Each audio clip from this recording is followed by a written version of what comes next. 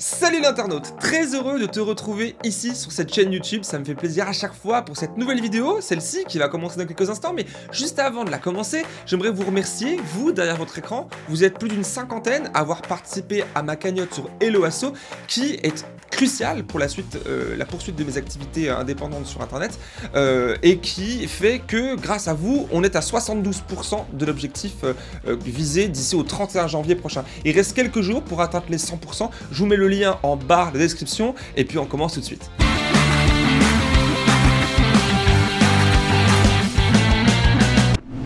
Le sujet aujourd'hui, c'est Emmanuel Macron. Enfin, plus large que ça, puisque notre président aime l'international et rêve, vous le savez, d'y laisser une place particulière, une trace particulière de son passage.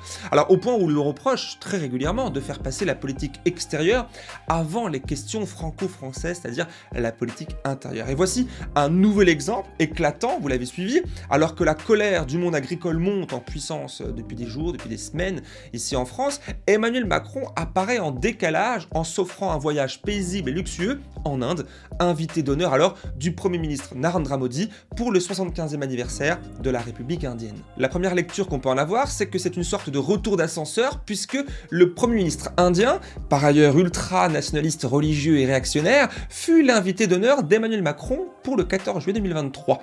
Mais alors, que signifie réellement ce que le président français aime présenter comme une amitié franco-indienne? Et puis, au-delà des Rafales, vous savez, ces avions de combat français dont Modi vient d'annoncer vouloir en commander 26 en plus des 36 achetés en 2016, y a-t-il d'autres intérêts commerciaux entre nos deux pays? Et puis, plus largement, comment lire comment voir, analyser cette visite de 2 jours du président français d'Emmanuel Macron, lourdement médiatisée en Inde, là où Narendra Modi espère briguer un 3e mandat en avril prochain. Et pour en discuter, j'ai invité la politiste Charlotte Thomas, que l'on retrouve tout de suite. Je mets en place l'ordinateur puisque c'est un Zoom, enfin vous connaissez la technique, et on y va. Salut Charlotte! Salut, Salut Jamil! Oh bah, c'est les aléas j'allais dire du direct, mais plutôt de la distance. Toi, en direct depuis la même ville que moi, quasiment, mais quand même à travers les réseaux internet. Comment tu vas? Eh ben écoute, ça va plutôt pas mal. Enfin, modulo l'image du monde, mais ça va. Oh, et on va en parler justement. Alors, avant de toute chose, je te présente rapidement, tu me corriges si il y a des petites erreurs. Tu es politiste, chercheuse au Centre indépendant Noria et spécialiste de l'Inde, enfin plus particulièrement de la minorité musulmane en Inde. Et par Inde, on entend pays le plus peuplé du monde et deuxième pays musulman au monde. C'est ça, je suis associée à Noria Research maintenant parce que j'ai d'autres activités par ailleurs, donc je suis juste associée par souci de transparence et effectivement un de deuxième voire troisième pays du monde avec le Pakistan, après le Pakistan. En termes de présence de musulmans. Et bien sûr, et tu interviens sur cette chaîne régulièrement, merci pour ça. Même si c'est plus sympa quand on est en vrai et qu'on se marre, mais là aussi, ça va pas changer grand-chose. Et entrons quasiment dans le vif du sujet. Enfin, j'ai quand même une question, puisque nous, on n'évacue pas cette question intérieure au profit de la question politique extérieure. C'est intimement lié, je pense que tu partages ta vie là. Macron est entré en France depuis la nuit de vendredi à samedi, mais il a quand même eu le temps, depuis New Delhi, de promulguer la loi tant décriée, la loi immigration, sur laquelle tu as pu aussi beaucoup travailler, et même de visiter tout vite un lieu de culte soufi dans un pays, et ben, comme on le dit, on le rappelle, et qu'il est bon de le rappeler, où la communauté musulmane est de plus en plus menacée par le pouvoir de l'hindouiste Modi. Alors, avant de commencer sur le sujet sur lequel je t'invite, eh ben, n'y a-t-il pas là un contresens un peu quel est ton avis sur la question du voilà, on promulgue une loi qui est quasiment anti-étranger depuis un pays où il y en a le plus au monde par rapport à nous. Du coup, comment tu lis la chose? Bah, je lis à l'aune. Alors déjà, en plus, sur la loi immigration, il y aurait, enfin là, c'est pas du tout l'objet, mais il y aurait vraiment beaucoup de choses à dire parce que c'est une Oui. catastrophe quand même aujourd'hui, vu ce que la droite tire sur les institutions, notamment le Conseil constitutionnel. Donc ça ouvre la voie à la mise en pièces des institutions garantes de l'état de droit lors d'une alternance avec l'extrême droite ou même avec la droite traditionnelle. On pense à Laurent Wauquiez qui a perdu tout repère, mais bref. Et effectivement, en fait, dans un cas comme dans l'autre, et je pense que ça va être un peu la tonalité de notre échange, dans un cas comme dans l'autre, que ce soit l'utilisation que Modi fait de l'international ou de Macron de l'international, c'est en fait une utilisation strictement stratégique parce que là, on se paye de beaux mots. On va visiter un darga, donc qui est comme tu l'as dit, de Nizamuddin, qui est un des dargas les plus célèbres d'Inde, donc qui est le tombeau d'un saint soufi. Tout ça, c'est à peu de frais, quoi. Ça mange pas de pain, en fait. Si je fais un parallèle avec ce qui se passe en ce moment en Inde, c'est de la même façon que le gouvernement indien réprime toute la culture au sens très large du mot, mais musulmane et l'héritage musulman qui a marqué l'histoire de l'Inde, hein, parce qu'on rappelle que pour le cas de l'Inde, les présences des chrétiens et des musulmans, elles sont pas du tout liées à la colonisation, donc entre guillemets une présence récente, mais ce sont des présences multiséculaires et que donc Modi va simultanément discriminer les musulmans, et puis lorsqu'une de ses ministres se rend en Iran, elle va dire qu'on reconnaît le farsi, donc la langue parlée en Iran, comme une des langues ancestrales du patrimoine indien, etc., etc. C'est exactement la même chose de ce que fait Macron, en fait. Donc là, on va dans un tombeau soufi, ça mange pas de pain, quoi. Puis ça fait des jolies images en plus. Bah, c'était oui, le coup des jolies images, on les a pas vraiment vues. Alors, l'actualité française n'est pas forcément calquée sur ce voyage-là. Il y a d'autres actualités ici, mais là-bas, ça a fait beaucoup parler en fait la présence du président français. On va en parler et justement, commençons directement. Toi, comment t'as perçu, en quelques mots pour débuter, ou lu le déplacement du président français en Inde? Comment tu l'as perçu toi? Bah alors déjà, on va être dur en affaires parce qu'ici on peut, mais bah, c'est un peu minable parce qu'on rappellera quand même que l'invité officiel, c'était Joe Biden, qui a refusé, qui était invité depuis le mois de septembre, qui a refusé de se rendre Donc on rappelle que Macron s'est rendu en Inde pour enfin, les célébrations de Republic's Day, c'est-à-dire une des deux fêtes nationales indiennes, la seconde étant le 15 août pour l'indépendance. Donc ça, c'est la fête de la République et Joe Biden a refusé de s'y rendre suite à, pour le dire très vite, mais il y a quelques mois, il y a eu l'assassinat d'un opposant sikh, donc de la minorité sikh, c'est les gens du Pendjab. Le gouvernement indien a organisé l'assassinat d'un opposant sikh résident au Canada, qui a réussi, la personne est décédée, et a tenté de faire la même chose aux États-Unis. Et donc, c'est en riposte, en fait, et contre cet assassinat extraterritorial que Joe Biden a refusé de se rendre à la fête nationale indienne. Bon, bah, nous, on s'y est rendus sans que ça nous fasse frémir ou quoi que ce soit, alors que il y a quelques semaines, le Parlement européen a adopté une résolution pour s'alarmer des dérives du pouvoir indien suite à la refonte totale du code pénal indien qui a été adoptée fin décembre par le Parlement indien, Parlement qui, avant ça, avait été vidé de toute son opposition par une décision arbitraire du président de la Chambre. Donc nous, dans ce contexte, comment on fait après, encore une fois, mais c'est toujours la même chose dans cette diplomatie, enfin je mets des guillemets parce que, mais on va aller parler de droits humains, on va aller parler de respect des autres, et en fait, on ne dit jamais un mot alors, il ne s'agit pas, attention, hein, il ne s'agit pas du tout de faire de l'ingérence dans les affaires internes d'un pays. On rappelle quand même que le pouvoir, le BJP, donc le parti au pouvoir aujourd'hui de Narendra Modi, il est élu lors d'élections ouvertes, dont les résultats sont reconnus par l'opposition. Donc, à cet égard, il n'y a pas de tripatouillage avec l'état de droit. On va voir quand on va rentrer un peu dans le côté qualitatif que en fait ça se tripatouille ailleurs.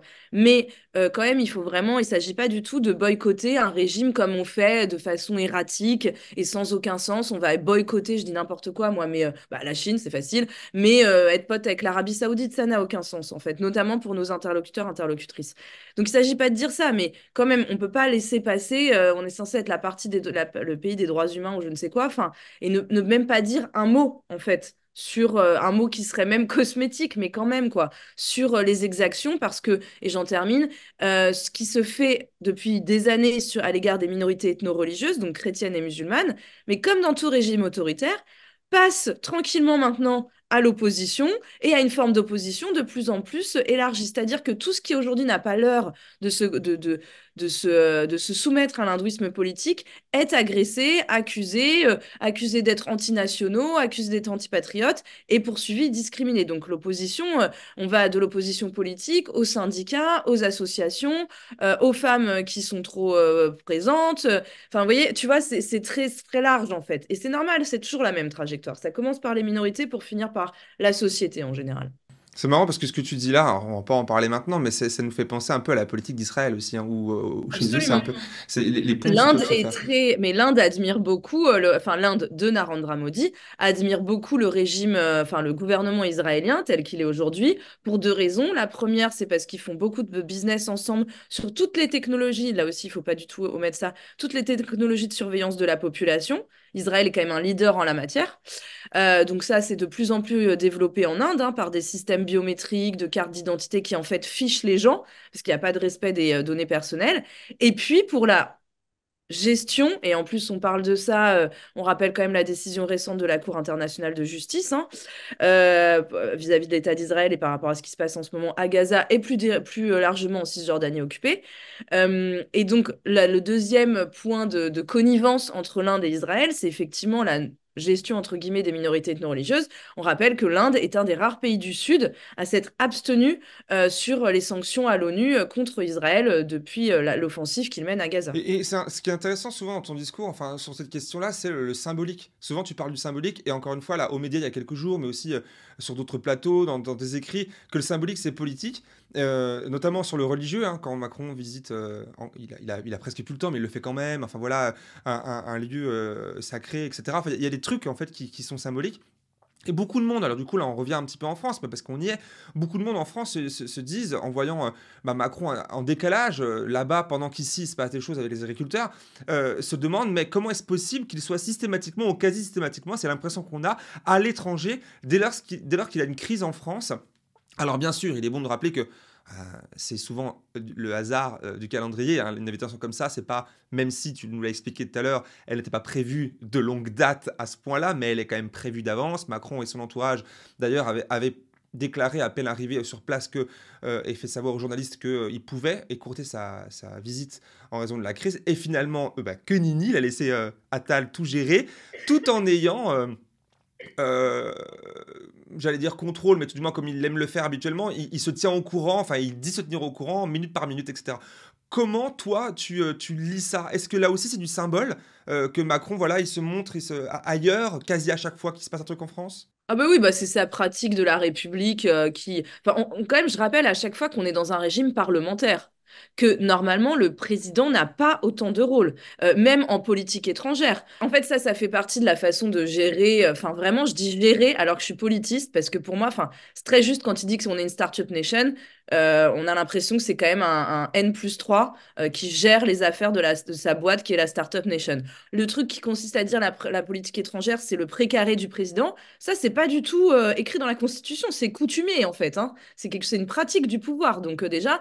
Et sur le gouvernement, pour faire un, enfin, sur sa façon d'interférer en permanence dans les affaires de la nation tout en ne disant rien, pour essayer c'est quand même tragique, enfin, un homme aussi jeune qui va être le père de la nation en permanence, puisque par exemple, pour faire un parallèle entre ce que tu décris de cette situation-là, où il est en Inde et il observe de loin tel un grand chef et tout, c'est exactement la même chose que lors, je crois, de sa conférence de presse, où en fait, il nous annonce tout un tas de nouvelles, tatati tatata, et quand il est interrogé sur la mise en œuvre concrète de ça, et notamment sur la petite pilule qu'on s'est prise sur l'explosion des factures d'électricité, il renvoie au sous-fifre, il renvoie à Bruno Le Maire.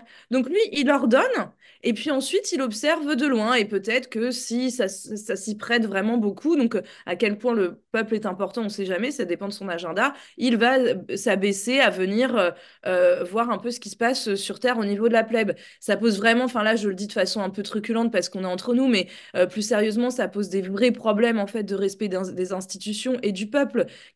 Enfin, qu'est-ce que ça veut dire au moment où c'est ça, le pays est bloqué? Alors, je reviendrai pas non plus sur la double tolérance qu'il y a à l'égard. Je soutiens absolument les manifestations. Enfin, vraiment, je pense que les agriculteurs, agricultrices ont bien raison de se révolter et que le premier truc contre lequel il faut se révolter, c'est les traités de libre-échange qui continuent à être adoptés au moment où on se parle par le Parlement européen et des députés de droite qui, simultanément, quand ils sont en France, vont dire qu'il faut protéger les agriculteurs, agricultrices. Je referme cette parenthèse. Donc, je suis à fond derrière. En revanche, le maintien, enfin, le rapport des forces de l'ordre à leur égard, quand on voit la répression des mouvements pour les retraites, tous les mouvements sociaux et des soulèvements de la terre, laisse quand même questionne, ou plutôt ne questionne pas. Je pense que l'intérêt politicien est évident là-dedans. Mm. Mais effectivement, à chaque fois ce détour par l'étranger, et là vraiment c'est assez flagrant parce qu'on retrouve une vraie comparaison entre Modi et Macron, qui est ce qui nous intéresse là. Dans les deux cas, en fait, donc je vais faire là un point sur l'Inde. Narendra Modi est réélu à chaque fois avec succès, etc., au niveau national. En revanche, ces indicateurs économiques et sociaux sont dramatiques, vraiment. Il y a plus de personnes dans des bidonvilles aujourd'hui qu'en 2000, que dans les années 2000. Il y a un mouvement de retour à la campagne parce que les gens ne peuvent plus se nourrir en ville. Il y a une augmentation de la pauvreté qu'on n'avait jamais vue en Inde depuis plusieurs dizaines d'années. Et nonobstant ça, Modi se fait réélire tout autour du culte de la personnalité parce que, comme je le disais, il utilise et la communication sur sa personne et l'étranger pour se faire, en fait, comment dire, se construire une réputation. Narendra Modi, j'allais dire, Narendra Macron, là, j'allais dire, Emmanuel Macron fait exactement la même chose. Quand on regarde les indicateurs socio-économiques de notre pays, je vais prendre un truc facile, entre guillemets, mais quand on voit qu'il y a 2000 enfants qui dorment dans la rue, On parle de c'est 3000, une très bonne rime. on parle désormais de 3000 enfants, c'est le... 3000 enfants. Et c'est pas pour faire de la politique qui s'apitoie, mais enfin, c'est quand même, je pense, assez révélateur et assez métaphorique de la situation de notre pays. On voit ça, et pour autant, on a un président qui continue à aller essayer de donner l'illusion qu'il a une importance à l'étranger aussi au niveau européen, hein, pour se donner l'illusion, alors qu'on est nul. On n'arrive pas à influencer. Enfin, et c'est normal, puisqu'on a, et ce pouvoir n'a pas de ligne politique directrice. Donc, en fait, c'est au dernier un peu qui a parlé, qui a raison. Donc, c'est pas possible, en fait. Et dans ces cas, cette configuration-là, bah, effectivement, on observe de loin, on se met en retrait un peu comme une posture jupitérienne, alors même que c'est ce que le peuple lui reproche. C'est ce que le peuple ne supporte plus chez ce dirigeant, en fait. C'est cette déconnexion absolue des affaires du monde, enfin, et des affaires du peuple, et qui continue dans ce registre. C'est assez effarant à observer. Alors, on dit hein, effectivement, et on le voit, hein, tu le décris bien, que Macron, il aime bien incarner la politique plutôt que la mener finalement, de mettre les mains dans le cambouis. Il l'incarne, il aime bien avoir ce rôle-là, mais il n'était pas seul là-bas. On l'a très peu vu, mais il a été accompagné notamment de plusieurs ministres, celui des armées, le Sébastien Lecornu, mais aussi des affaires étrangères, Stéphane Séjourné, ou encore Rachida Dati. Dati était avec lui, ministre de la Culture. Nouvelle ministre de la Culture, très désintéressée ministre de la Culture, elle a déjà annoncé que Paris l'intéressait, et puis que la culture, bon bah voilà. Puis en plus, c'est ma ministre de tutelle, tu sais, ministre de la Culture, c'est tac. Voilà, en tant que journaliste, voilà, direction générale des médias et de l'industrie culturelle. Quel est son rôle à elle, là-bas, près de lui, parce que c'est elle qu'on a le plus vue. Je vais te dire un truc, mais juste parce que je vois comment tu dis ça, mais c'est parce que vraiment, là, en fait, on a repris un langage macron. Il n'incarne rien, en fait. Enfin, il souhaite incarner. Voilà, exactement. Il dit, il déclame et il autoproclame qu'il incarne quelque chose. On n'incarne rien quand on n'a pas d'idéologie politique à défendre, si ce n'est le libre-échange, en fait. Enfin, à un moment donné, il n'incarne rien. C'est vraiment, je pense qu'il faut se le dire, hein. Il n'incarne pas, il n'incarne presque plus les Français non plus. Quand je dis ça, il y a des gens qui ont voté pour lui à un moment donné. Même dans cet électorat-là, il y a un effondrement de l'adhésion, parce qu'à un moment donné, ça devient trop énorme. Enfin, je veux dire, la droite traditionnelle, on sait la situer. Lui, on sait pas. Donc vraiment, je vois ce que tu veux dire, mais c'est pour bien réenfoncer parce Bien que sûr, la on guerre entend. des mots, c'est aussi un combat idéologique. Il n'incarne rien, il prétend incarner. Alors, le rôle de Rachida Dati, alors déjà, le rôle de Rachida Dati, de façon générale, peut se poser. Je veux dire, dans ce gouvernement. Parce que comme tu l'as... Non, non, dans ce gouvernement. Bien sûr. Parce que comme tu l'as dit... Oui, non, quand même. Maire du 7e arrondissement de Paris. Je suis piquante, mais pas à ce point-là. Non, non, de façon générale, parce que comme tu l'as dit, c'est quelqu'un qui n'a jamais fait signe d'un quelconque intérêt pour la culture. Donc, c'est très clair, c'était une manœuvre politicienne.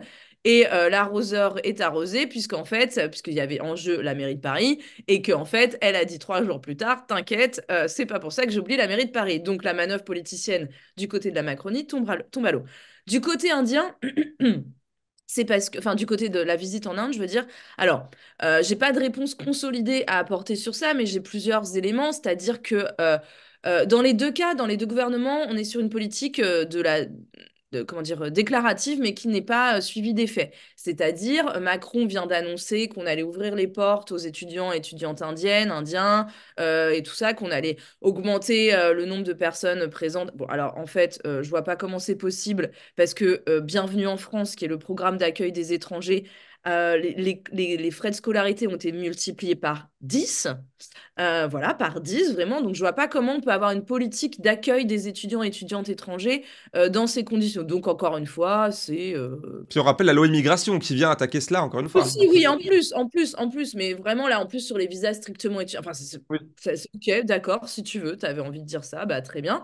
Et donc, il y a aussi, en fait, du côté de la culture, effectivement, des volontés de développer les partenariats autour enfin, du livre, autour des expositions. Il y a eu il n'y a pas longtemps au musée Guimet, si je dis pas de bêtises, une exposition sur le cinéma indien qu'on appelle assez vite et de façon assez caricaturale Bollywood. Enfin, tu vois, il y a des partenariats et ça, c'est à peu de frais.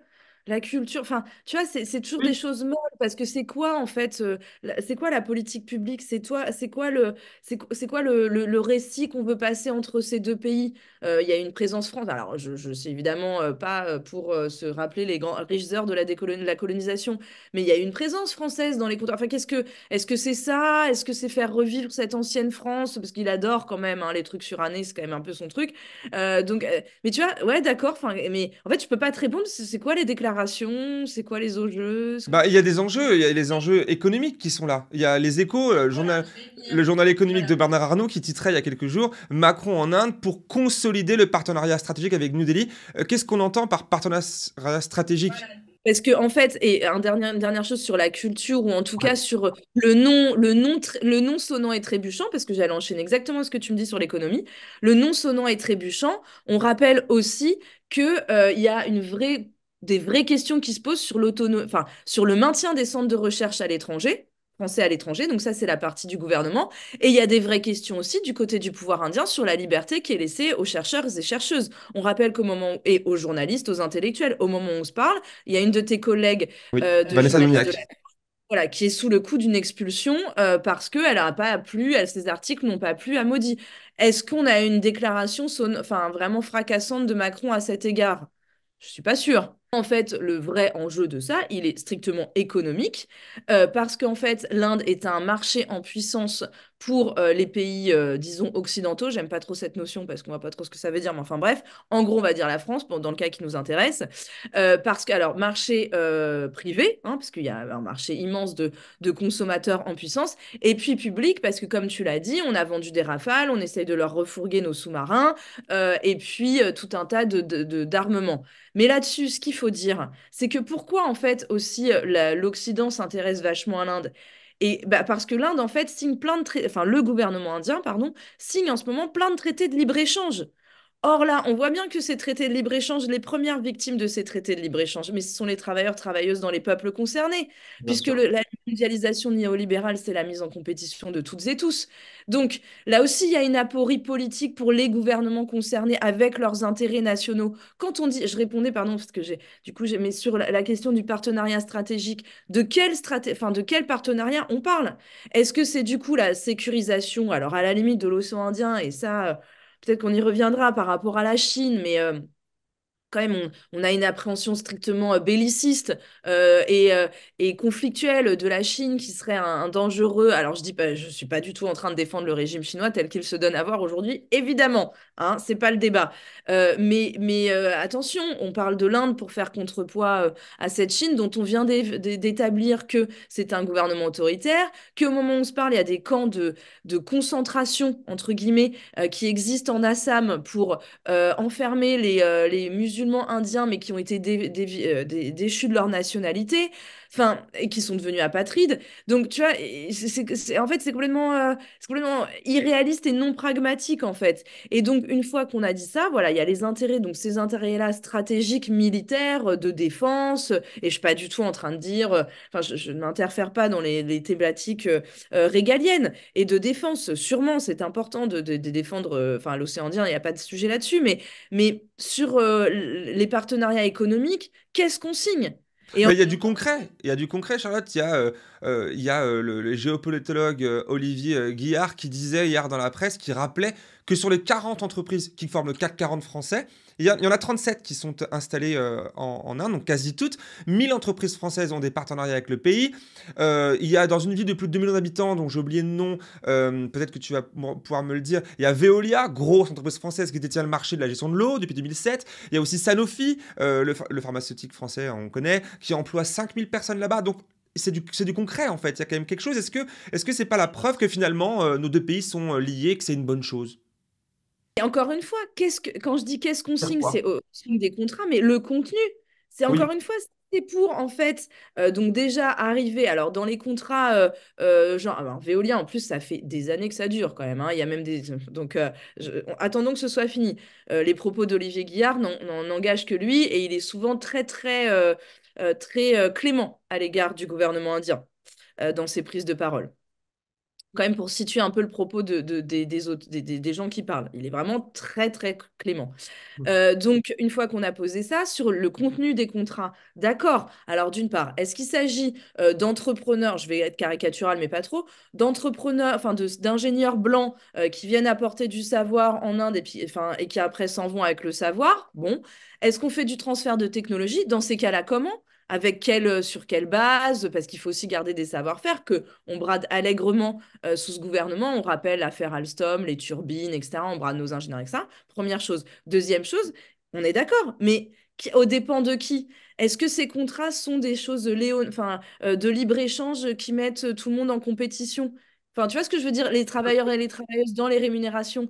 Et à cet égard, et là, pour le coup, il y a le gouvernement indien en place qui a cette position-là, mais quand on échange aussi parfois avec l'opposition et avec, enfin oui, avec des gens dans l'opposition indienne qui n'ont pas compris non plus les enjeux et qui considèrent que l'avenir de l'Inde, c'est de faire des emplois low cost. Donc, ok, mais en fait, je pense qu'il faudrait quand même un petit peu comment dire, mettre des gardes, enfin, penser la mondialisation des échanges, moi je suis à fond pour ça, enfin vraiment, et de toute façon, l'espèce humaine est mondialisée par essence depuis qu'elle est née, donc il n'y a pas de sujet là-dessus, et si on ne se mélange pas et qu'on ne s'hybride pas, on meurt, donc bien sûr.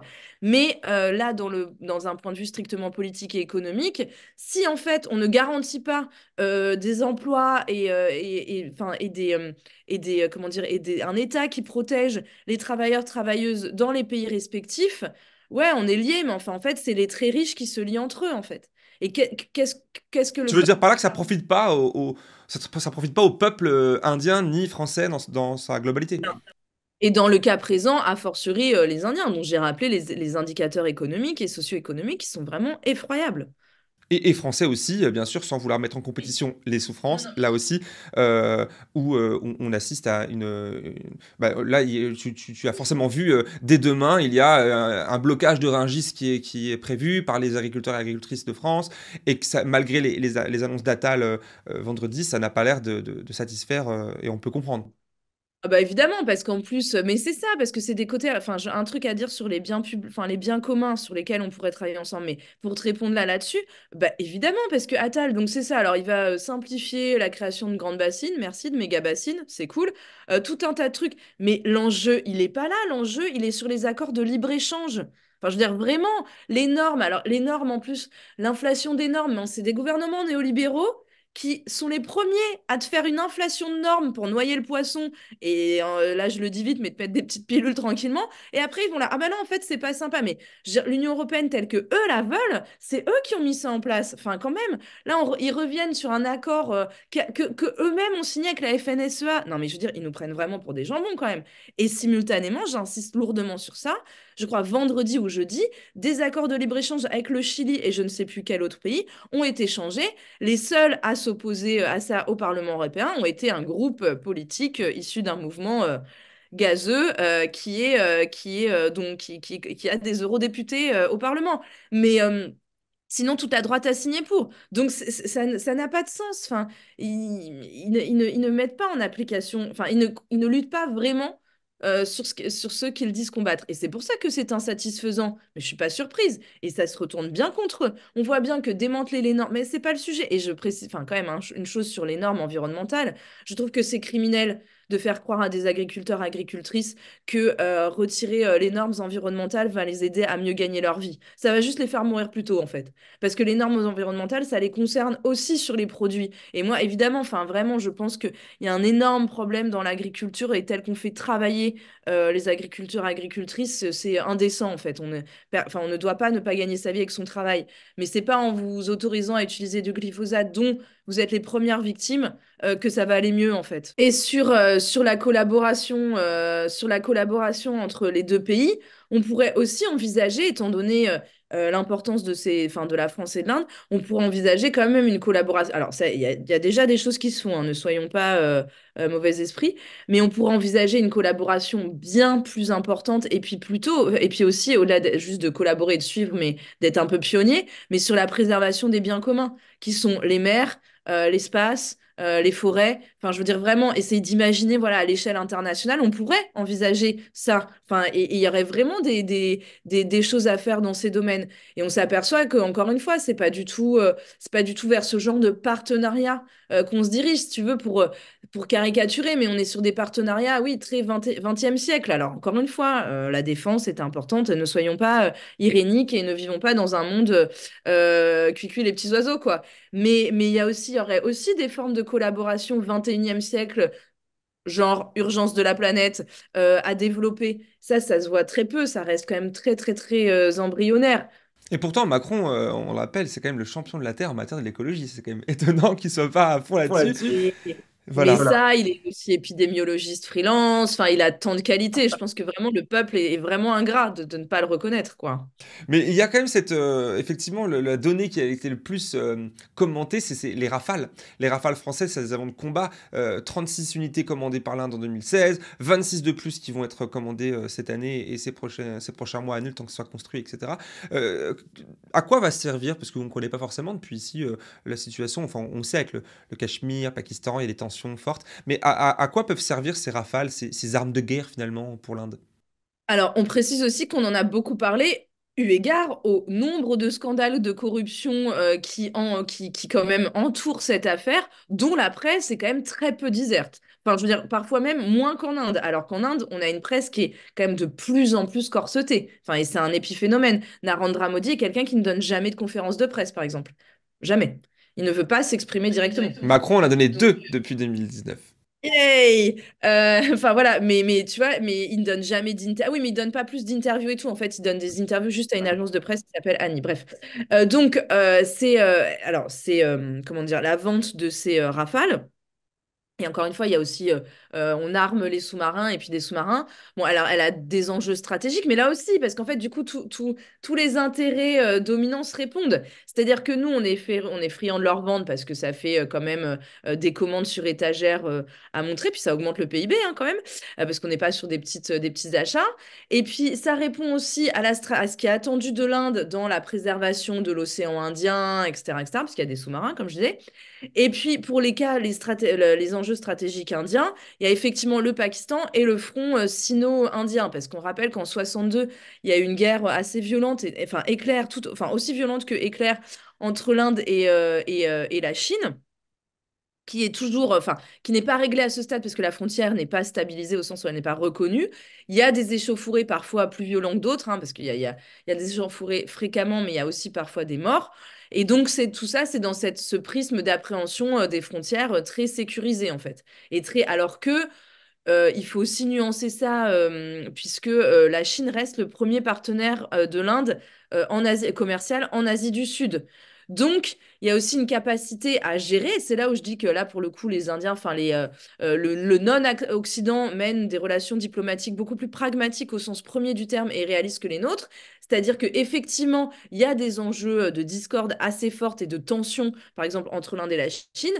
Mais ça ne va pas les empêcher de commercer pour un point, encore une fois, pour une raison pragmatique. Et on ne va pas mettre comment dire, des embargos, des choses comme ça, dont on sait qu'ils ne servent à rien. Ils Je crois affament que la Chine en commerce quand même. On voit Macron qui a la promesse et il s'y tient d'y aller une fois par an pour notamment le commerce du porc. faisait le parallèle Chine-Inde avec la France qui pourrait, je sais pas moi, par exemple, les États-Unis et l'Iran, enfin, c'est ce Oui, genre de oui, trucs. Tu je vois. vois, je comprends. L'Inde ne fonctionne jamais comme ça, elle parle à tout le monde.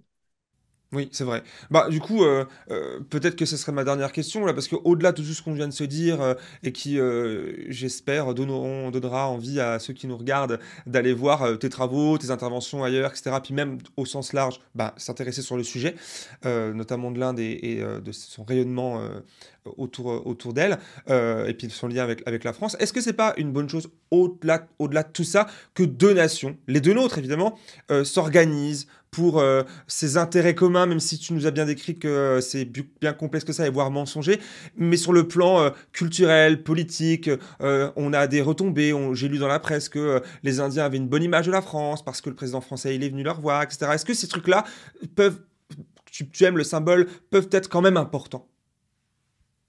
J'ai trouvé un point positif pour la fin de l'entretien, mais j'ai déjà un peu de mal. Ouais, alors, non, alors le point positif, c'est qu'on peut dire qu'on espère déjà que notre échange aura invité les auditeurs, les spectateurs, je sais pas comment ça Les s'appelle. internautes.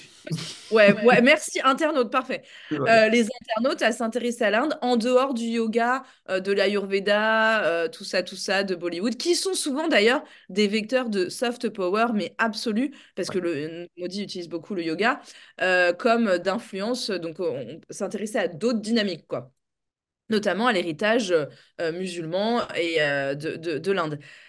Honnêtement, je vais pas essayer de répondre autre chose et de dire des choses positives pour dire des choses positives parce que où je te suis carrément, c'est que évidemment, il est indispensable que des nations se parlent, enfin ça, bien sûr, et que en plus, là, on parle d'État à État, mais pour connaître quand même pas mal de pays, enfin pas, mais et puis des Indiens, Indiennes et tout. Il y a aussi toutes les relations interpersonnelles, ce que tu apprends ce pays de dingue quand tu vas là-bas, ce lâcher prise, cette ouverture sur le monde, parce qu'en fait, ou bien tu restes arrêté dans tes petits critères de comment ça fonctionne en France et tu deviens dingue et tu prends un avion direct pour repartir, ou alors tu te laisses aller à la culture, enfin, tu vois, à l'ambiance. Et puis, bon, je pense que on peut dire que tu y as déjà été aussi. Donc, voilà, on connaît tout ça, comment, ce que ça peut te faire de bien à l'âme. Et puis, et de vraiment d'observation. C'est un pays aussi où il y a énormément d'énergie. Enfin, c'est vraiment tout ça, en fait, au niveau individuel, mais mille fois.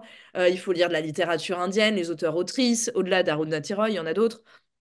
Il faut regarder les films indiens en arrêtant de penser que les chansons, ça sert à rien. Enfin, voilà, et j'aurais plein de choses à dire là-dessus. Il faut aller manger indien, vraiment. Enfin, voilà, voilà, il y a plein de choses. Et le cinéma indien en dehors aussi de Satyajit Ray, etc. Mais vraiment, et ça, c'est pour moi ce qui compte parce que c'est ça aussi le patrimoine de l'humanité, en fait. C'est tout ça, en dehors des gouvernements. En revanche, non, sur les liens entre les gouvernements, ça, je pourrais pas avoir une note positive parce que dans les deux cas, alors dans un cas plus fort que l'autre, parce qu'on n'est pas au niveau d'autoritarisme et de racisme en France qu'en Inde, mais on légitime un gouvernement qui se rend quand même coupable, c'est normatif, mais bon, allons-y, on est sur une chaîne plus légère, enfin plus pas légère au sens premier, mais où je peux plus dire ce que je pense, mais Bien sûr, bien euh, sûr. donc coupable quand même de discrimination, de ségrégation, de criminalisation de la minorité et des oppositions, comme je disais, avec un usage de plus en plus inflationniste de la loi pour le dire en anglais, des techniques de lawfare pour criminaliser l'opposition. Et attends, je te coupe parce que là tu dis Macron légitime, on légitime. Donc pour toi, on est à la fin de notre entretien, mais Macron a un rôle là? Bah, évidemment, quand il invite Narendra Modi non mais, il invite Narendra Modi aux festivités de la République française le 14 juillet. Avec un dirigeant qui est quand même, dont les Nations Unies, le Parlement européen, bon ça c'est après, mais des organisations reconnues internationalement, tout le monde s'inquiète des dérives autoritaires du pays. Et nous, on l'invite à la fête de la République française dont la devise est liberté, égalité, fraternité. Enfin, est-ce qu'on se rend compte du message qu'on envoie? Parce que comme en Inde, comme je te disais, la presse, elle est de plus en plus corsetée, ça, c'est uniquement traité sous l'angle regardez comme on a une reconnaissance internationale. Donc, on est légitime. Donc, on continue. Enfin, tu vois, donc entre cet aspect-là symbolique, entre guillemets, mais comme tu l'as bien précisé, moi, quand je dis symbolique, c'est symbolique, ça veut dire quelque chose, c'est politique, ça flotte pas dans l'air, hein, ça socialise les gens, ça imprègne une société. Ce côté-là, et puis le côté économique, où en gros, on signe des traités qui permettent enfin, l'exploitation des zones tribales, enfin, parce qu'il y a beaucoup de minerais précieux aussi en Inde, Mais ça, ces minéraux-là sont dans des zones où il y a des peuples tribaux. Bon, bah, on les exproprie, on déglingue la nature. Enfin, je veux dire, c'est pas possible de cautionner ça. Barbara Pompili, en son époque, s'était rendue dans une réserve naturelle, là, en faisant la promo de Maudit, alors que l'espace juste à côté, il était déglingué. Enfin, tu vois, c'est pas possible, en fait. Il y a trop de... euh, ça joue trop contre les intérêts du peuple souverain, enfin, du peuple à l'échelle de l'humanité, quoi, en fait. Donc, les intérêts majoritaires de l'humanité, en gros, si on entend par là la reproduction de la vie humaine, en fait, la capacité à vivre sur Terre et à boire et à ne pas souffrir par 67 degrés au mois de décembre, tu vois. Ouais, bah voilà, bah je crois que ça finit bien notre entretien finalement, cet élargissement à l'intérêt, que ça te parle, hein, toi, et puis finalement toutes les personnes qui peuvent t'entourer, tout ça, puis même moi-même évidemment, l'intérêt général au plus sens très très large du terme, boire, manger et vivre libre. Ça paraît être un peu cucu les petits oiseaux tout ça, non? Mais quelque part, Mais boire de l'eau, pas trop, franchement. Boire de l'eau, ça me semble pas ouf hein, comme projet. Mais sinon, on est vraiment, ouais, enfin, c'est pas une injonction, vous faites ce que vous voulez les gens, intéressez-vous à mais l'Inde, ouais. intéressez-vous à l'Inde, vraiment, c'est un pays extraordinaire. Même si en ce moment, c'est pas hyper cool. C'est Voilà. vrai. Et puis plus qu'un pays, on parle d'un sous-continent, c'est vrai que c'est incroyable. Eh ben merci beaucoup Charlotte d'être encore venue sur la Oui, chaîne, merci. et bah, avec plaisir, et on se dit à bientôt. À très vite, carrément, à très très vite, et bon courage à toutes et tous dans ce climat. Merci à toi, ciao.